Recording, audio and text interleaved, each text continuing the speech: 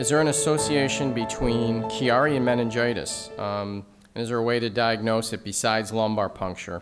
Yeah, so there's,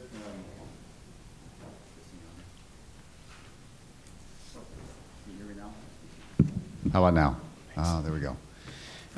No, there's no direct relationship between Chiari and meningitis per se. That is, having a history of meningitis as a child, to my knowledge, does not increase your risk of developing Chiari and vice versa. There would be some loose associations if, for example, a complication of Chiari decompression surgery might include spinal fluid leak that can lead to meningitis. So that might be one area where these two would kind of come hand in hand if a post-surgical patient were being considered for that diagnosis. There are some ways to presumptively diagnose meningitis without a lumbar puncture. There are certain imaging studies we can get, for example, on MRI scans. There are certain findings that are consistent with meningitis, clinical findings that are very consistent with meningitis, and if the suspicion is high, we might be able to make that diagnosis without doing the lumbar puncture. But obtaining CSF and growing the bacteria in a culture is the definitive way of diagnosing meningitis. So in cases where it's not clear or where the continuation of antibiotic therapy is in question, then we may have to find some way to do that. There are a few different ways that we can get spinal fluid. It doesn't always have to be by lumbar puncture, but that is by far and away the easiest and safest. Okay. I think Dr. Bolognese, there's a question. There's kind of a two-part. First, what would constitute having a cervical fusion redone? Not original, but redone. Can you repeat what? Having a cervical fusion, a redo, basically. What would constitute that? A redo craniocervical fusion is becoming more frequent nowadays because there are more craniocervical fusions around. The craniocervical fusions in patients with Chiari and connective tissue disorders raises its own sets of problems. People with connective tissue disorders have suboptimal bone metabolism. That leads to less bony deposition around those bars, so those bars are more fragile to that paperclip effect I was telling you before. So after a while, the bars tend to fatigue, is a concept called metal fatigue, and the results, the initial good results of the fusion tend to be lost over time. So now that we know that, there are some of these patients we have all collectively done a while ago, all of us in the field, they're kind of coming back afterwards, so now we have more tricks up the sleeve. Craniocervical fusions can be redone in a number of different ways. Every neurosurgeon is going to have his own set of tricks, but the concept is still going to be the same. You want to put bigger screws with better trajectories and to put more solid, more thick bars and to reinforce it effectively with a good amount of bone. Sometimes there are certain patients who have very challenging anatomies, and the choices, the technical choices are restricted. The last technique I showed, which is the condylar screws, that's kind of the apex of the pyramid. It was in the past devised as a rescue technique for near impossible cases. With experience, I've saw that it is not as technically difficult and prohibitive as was initially thought, so right now is my standard. And I guess that within the next 10 years, a bunch of other people, with more experience, they're going to follow in the same direction, because really it's a big difference in terms of long-term outcome and patient's satisfaction. And then there's just a follow-up to that, which I think is probably pretty straightforward. What are the reasons that tethered cord release fails or doesn't alleviate symptoms after surgery? Okay, tethered cord, like the speaker is going to say later, is a broad term which applies to a different subset of conditions. The condition that we see the most in some people with Chiari malformation are the classical tethered cord and the occult cord tethering. But in patients who had former surgical management or former meningitis, at that point you can have also tethering of the spinal cord anywhere else in the neuraxis. Now, the point is that you can have failure for a number of different reasons. Number one is You do the surgery, and the patient does not get better. And so at that point, you should go back to the drawing board and asking yourself, all right, was I barking at the right tree? Are the symptoms coming from some other mechanisms that right now is not really evident? Number two is the surgery can be, we're barking at the right tree, but not effectively. So the surgery is incomplete. We're not really detethering totally, or we got tricked by the anatomy, and we gave them our best effort, but maybe we need to give them a little bit more. So this is pretty much the deal. And then Andy, you talked about sleeping position and patterns for Chiari. Does this apply to all patients? Does it include syringomyelia? Is there any worry, especially with the syringomyelia or severe blockages, positioning that can worsen? So we talked a little bit earlier today about the way imaging position, or the way, I guess I should say head positioning, might alter imaging appearances because of the change in relative position of the tonsils to the base of the skull. In patients with a non-decompressed Chiari, theoretically that aggravation might aggravate the pulsation differential, the differential pressure between the intracranial and spinal spaces. There's not good evidence or data to suggest that necessarily enlarges someone's syrinx, for example.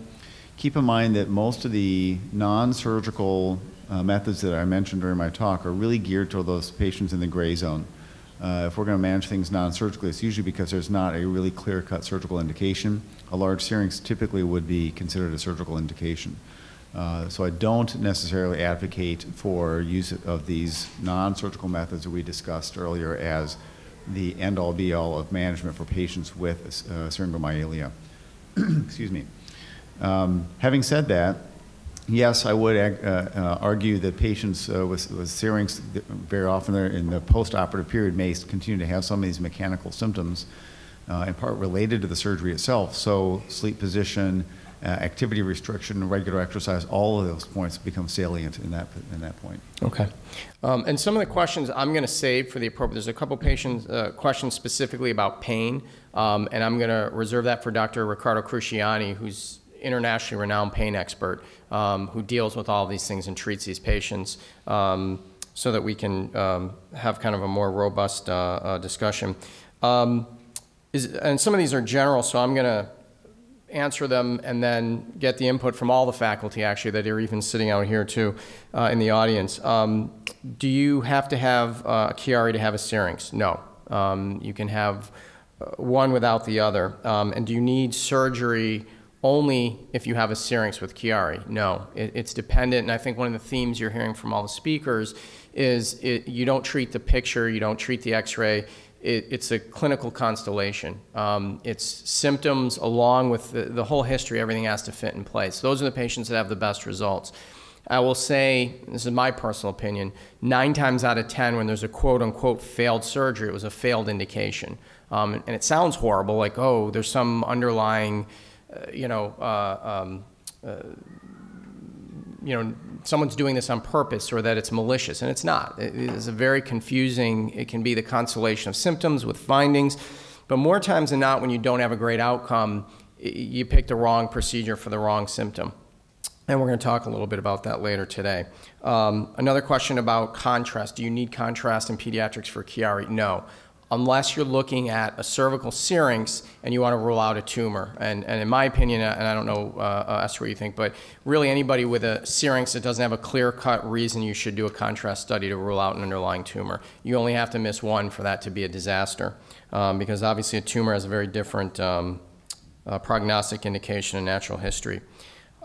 Is choking after Chiari surgery normal or common? And I can open up to both. Yeah, I don't know that it's necessarily, I guess I wouldn't call it normal. Choking is not normal. Having said that, sometimes the sensation that comes about after surgery related just to the muscle dissection can be misinterpreted as choking. It's not uncommon after cervical spine surgery as well that you just get this sense of tightness in your neck that might be misinterpreted as choking. Now, true swallowing disorders, if you're, for example, aspirating, say that if there's a problem from the decompression itself that led to a lower cranial nerve problem, and these are lower cranial nerves are the ones that control the muscles of swallowing, and you result in a neurologic problem of swallowing that typically manifests itself first with difficulty in swallowing liquids. They're the easiest ones to go down the wrong pipe.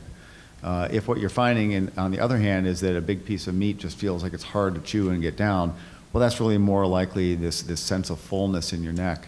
But if someone is coughing, sputtering after drinking liquids following any posterior craniotomy, then we have to at least consider the possibility of a nerve injury or nerve disorder. What's the benefit of a laminectomy? How far down the spine do you have to go? And it's a good question. Basically, a laminectomy is done. What a laminectomy is just removing that area of bone. We go down as far as the cerebellar tonsils go so that we can truly release everything. Because you can just remove some of the bone in the back of the skull, but if those cerebellar tonsils are herniated under that ring, you're not helping the problem. So we generally go down. It's pretty rare to have to go lower than C2. And it generally, we don't know until we're in the operating room because sometimes the films don't always fit, the positioning of the head, and we talked about positioning with MRIs and all that. So really as low as you need to go to release the cerebellar tonsils. When you turn, this is an interesting question, when you turn your head and you hear a grinding sound, could that be indicative of basilar invagination? No. There you go. That's pretty definitive. And I think most would agree with that. Our career path choices, as far as that, should they be different before surgery with complex Chiari? After surgery, would there be limits? And obviously that's a very specific question and it depends. You know, I can open it up to the panel, but it depends what your career is. It depends how you feel. In general, once your Chiari is surgically treated, my patient population, I let them go back to whatever they want to do because you've treated the Chiari. It should be in effect cured. You've opened up that space. The symptoms have resolved. You should be back to where you were anatomically and hopefully physiologically as a baseline. If you have a Chiari, you do have to be careful with certain things, particularly whiplash-like maneuvers. Dr. Ringer talked about extreme chiropractic manipulation, things like that. But it really is dependent on the patient, symptoms, and really what the career is. I think there's another question back there. NASCAR driver and WWF wrestler, not a good career choice. Yeah. I think regardless of if you have a Chiari or not. And then there's a question about there's been a theme of revisions, of multiple revisions. And I would open this up again. My general thought is if you're getting multiple revisions, you need to go back to the drawing board of where the original problem was. I think, again, I can speak to my practice. I think it's pretty rare where people need multiple revisions. Usually there's some other problem or it's complaints of symptoms that are not being treated appropriately. You have to find out what's causing the problem, and surgery should always be a last choice. And if you have a shunt, if you have scoliosis, if you have other issues, you need to address those rather than just going right back to the Chiari. If you have a shunt and Chiari, you always want to, again, in my opinion, you want to address the shunt first before you go back and do any more decompressing. Yeah, I think it's wise advice for most medical issues if the appropriate treatment is given for the diagnosis at hand and is not working, then we have to question our diagnosis, and that's just smart medicine. And like we said earlier, like I discussed in our talk, there's a lot of overlap with some other conditions, some of the symptoms that we see in particular adult Chiari patients. Cervical spine problems, degenerative disorders of the spine, that pseudotumor that we talked about. There are a lot of different things that can happen that sound a lot like Chiari, and Chiari can sound a lot like other things. So if we do our best to make that diagnosis, if we come up with a diagnosis of Chiari, we think we've got a good decompression. This is part of the advantage of the postoperative imaging. If we see that we've got good restoration of spinal fluid flow, and yet there are still symptoms, like you, Erol, my first thought is there must be something else going on, and we start looking for that. Right. There's been mention of shrinking or cutting the cerebellar tonsils, and yes, that tissue you really don't need it. There's no function in an adult any neurologic function that offers. So we do shrink it or cut it, or and basically what it is it's just tissue occupying a space that we need to open up. And one of the things, sometimes people don't do it because they're not comfortable, and this is, I think Chiari surgery is very misleading. A lot of general neurosurgeons, oh, it's a Chiari. I do spine, I do some brain, and it's kind of a combination. And there's some important arteries and structures under there, and if you're not familiar with that area, sometimes people, and sometimes those arteries are really scarred in there. As a vascular surgeon, I'm comfortable doing that, but I also know these are very small arteries, and if you nick one of them, it's a major stroke. This is not a stroke where usually patients get better. They have permanent, severe neurologic difficulties lifelong. So, but in general, I think most people, and it really depends on the surgeon, are either shrinking or cutting the tonsils to confer that open space, and so they don't re-herniate. Erol, if I can add to this, so we did a survey of the pediatric neurosurgeons, the senior pediatric neurosurgeon community, ASPN, and this was driven by ASAP, actually, part of reasons for our study. And we found that about 5% or less do craniectomies alone, maybe a little bit more now. And 90% open the dura, and half of those shrink the tonsils. So it's very controversial. If I can add my 2 cents to this, I think shrinking the tonsils is wrong, because there's never been a study that shows that it has advantages. And the only time, most of the time, that I've seen recurrent Chiari problems from tethering of the craniosacral junction from peritonitis, people who have their tonsils shrunk. So, there are 2 sides of the issue. Yeah, like I said, I think there's definitely it's a surgical preference, and everyone can give you their reason, their rationale. Sometimes we say you're only as good as your last patient, and if you don't shrink the tonsils, they come back, they have reherniation, or you see someone else's surgery that's coming to you for a second opinion. So I think clearly that's a good point, but there's no clear data whether one's better or right or wrong. And then I think we'll finish with this last question, which is a good one. And I would open this up to everybody. Is there any detrimental effect from traction, particularly with someone who has a syrinx and or instability? Again, no real data, I don't think, on this. I don't think anyone would be really willing to run a trial that randomized people to traction versus not traction with the syrinx. Having said that, there's I think clear medical consensus that we try to avoid unnecessary traumatic events with patients with syrinx. For example, we talked about avoiding NASCAR, WWF, playing football. I mentioned rugby, things like that.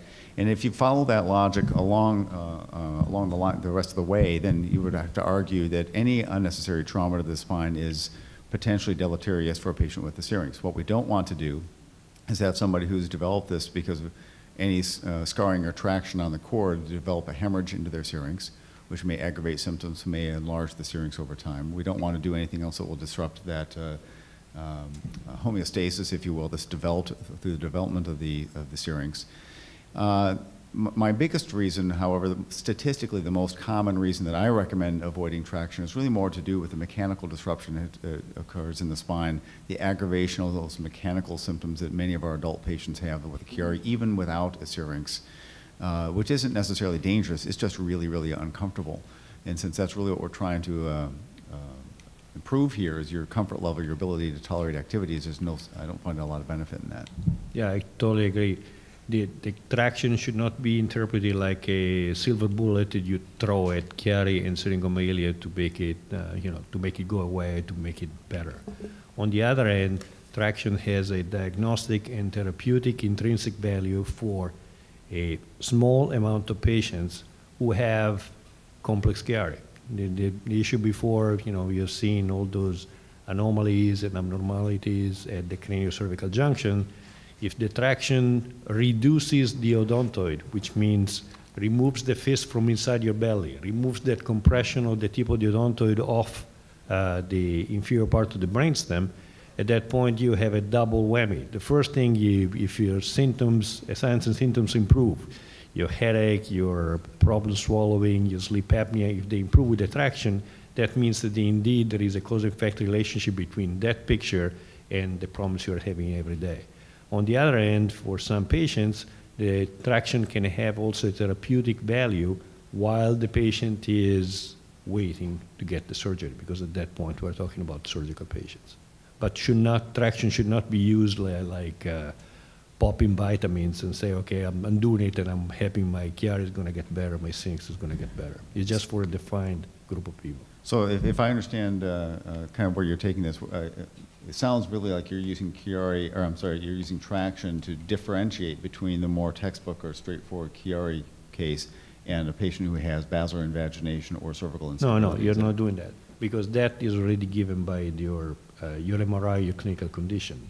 The traction is just equivalent to what meningitis has done for the last 20 years, which is you check, and I'm getting technical for my colleague, you just check if the odontoid is reducible. So use the traction for that value. So at that point, you have a diagnostic prediction if the fusion is going to be your second last step of your surgical management, or you have an odontoid which is stuck in a retroflex position. At that point, you tell already the patient from the beginning, all right, traction is not getting you out the problem. Therefore, there is a very high chance that we're going to do the Chiari, the fusion, along in stage or combined, but then there are high chances you're going to need also transoral odontoidectomy because that odontoid is stuck in that position.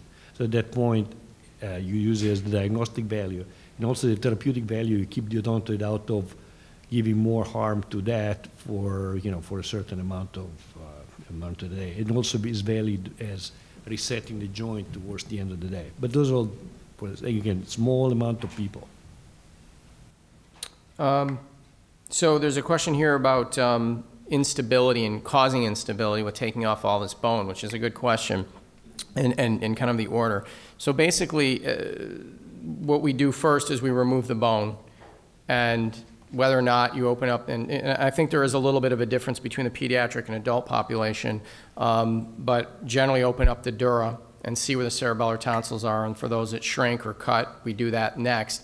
The bone we remove, we stay away from the joints, which confer stability. That's where the stability in the joints of the head and neck are. So we really stay just midline away from the joints, and taking off the first and second lamina really should not cause any instability, but that's the order that we go in it typically. I have something to add about it. The first thing is you have to break an egg to make an omelet. So if you have to do a Chiari surgery, even with whichever variation on the field of surgery you're going to do, you're going to end up taking some bone away. Number two, the majority of the people who have just a simple Chiari, not the complex variant, that's not going to make any problem. You're not going to end up unstable.